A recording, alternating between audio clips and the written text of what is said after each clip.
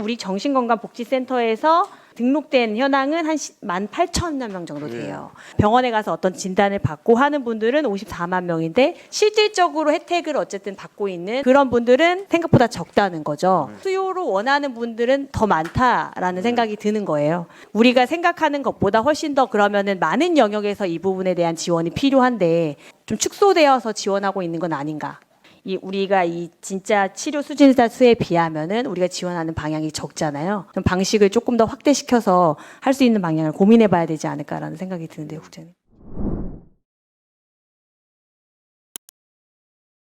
네, 저는 의료기관 점검 내역 조치 실적을 좀 봤습니다. 2022년에 연번으로 쭉 보면 24, 25, 26, 27이 수원시 장안구에 있는 다땡 병원이라고 적혀 있어요.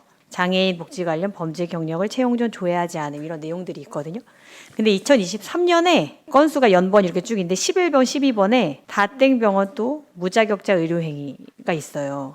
제가 볼 때는 이게 같은 병원 같은데 어떻게 보세요? 의원님 말씀에 전적으로 공감합니다.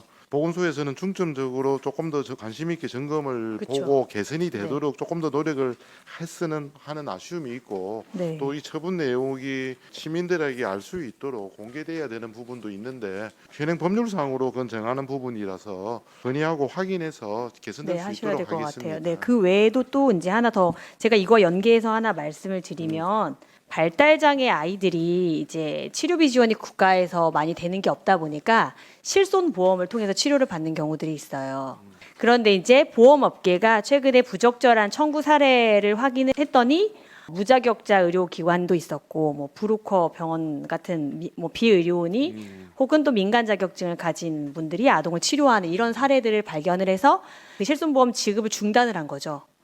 그래서 실질적으로 진짜 필요한 아이들이 치료를 받게 될 수 없는 상황이 되는 거예요. 하여튼 그 부분에 대해서도 저희가 따로 네. 한번 시군에 요청을 해서 점검을 좀 해달라고 그렇게 네. 진행하겠습니다. 네, 국장님 제가 내용을 할 게 많아가지고 자꾸 예. 말씀을 다 듣지를 못해요. 네, 죄송해요. 그리고 지금 정신건강의료기관 관련해가지고 잠깐 말씀을 드리면요. 정신의료기관 치료 수진자 수가 54만 명이에요. 2021년 기준으로 보면은. 근데 우울증 관련된 게 20만 명 정도 되고 신경, 스트레스, 연관, 신체성 장애가 19만 명 정도 돼요. 근데 사실 우리 정신건강복지센터에서 이제 등록된 현황은 한 18,000여 명 정도 돼요. 병원에 가서 어떤 진단을 받고 하는 분들은 54만 명인데 실질적으로 혜택을 어쨌든 받고 있는 그런 분들은 생각보다 적다는 거죠. 근데 사실은 수요로 원하는 분들은 더 많다라는 생각이 드는 거예요. 우리가 생각하는 것보다 훨씬 더 그러면은 많은 영역에서 이 부분에 대한 지원이 필요한데 좀 축소되어서 지원하고 있는 건 아닌가. 우리가 이 진짜 치료 수진자 수에 비하면은 우리가 지원하는 방향이 적잖아요. 좀 방식을 조금 더 확대시켜서 할 수 있는 방향을 고민해봐야 되지 않을까라는 생각이 드는데요, 국장님. 지금 정신질환자 특히 청년 대상으로는 뭐 진료비 지원을 적극적으로 하고 있고 노인 대상으로 하고 있기 때문에 네. 그 내용에 대한 홍보가 좀 부족한 부분도 없지 않아 있기 네. 때문에 하여튼 그 내용 자세하게 다시 의원님께 별도 자료로 네, 설명드리도록 홍보도 하겠습니다. 중요하긴 하지만요.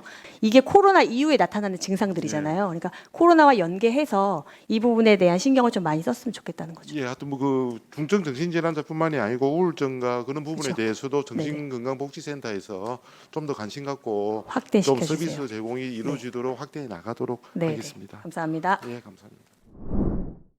아까 전에 김미수 의원님도 이제 빈대 얘기 잠깐 하셨지만 저는 이제 빈대 얘기보다는 소독제 관련된 얘기 잠깐 하려고 합니다. 제가 안 그래도 그거 관련해서 이제 5분 발언도 했었고요. 네, 관심이 어쨌든 이 부분에 있는데 이게 근본적으로 사실 대책이 있어야 되지 않겠느냐 이런 말씀을 드렸고 이게 업체 문제라든지 아니면은 우리가 행정처분하는 거 그 외에 조금 더 근본적인 해결 방침을 좀 원했거든요. 그 부분에 대해서 논의가 된 게 있으세요, 국장님?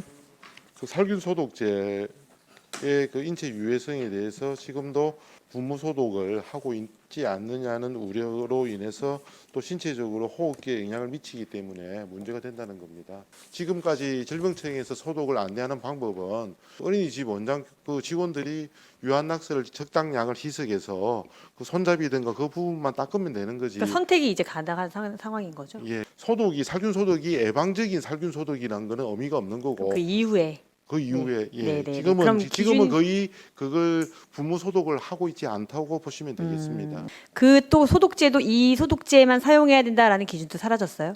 아니 환경국에서 네, 하고 있다고요? 예, 생기고 있습니다.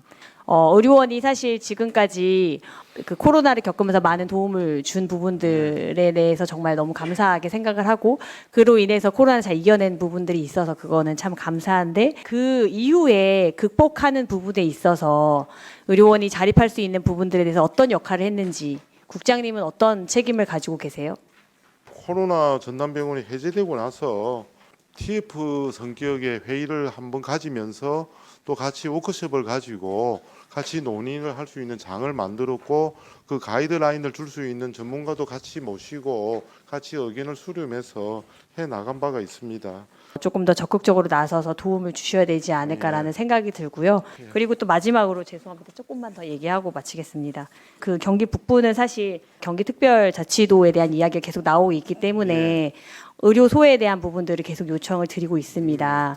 어떻게 하면 진짜 직접적으로 접근성이 좀 더 좋은 의료 환경을 만들 수 있을지에 대한 고민이 필요해서 사실 TF도 운영하신 걸로 알고 있습니다. 네, TF에서는 어떠한 방향성이 나오고 있어요? 우선은 그 아젠다 자체에서는 정리가 됐고요.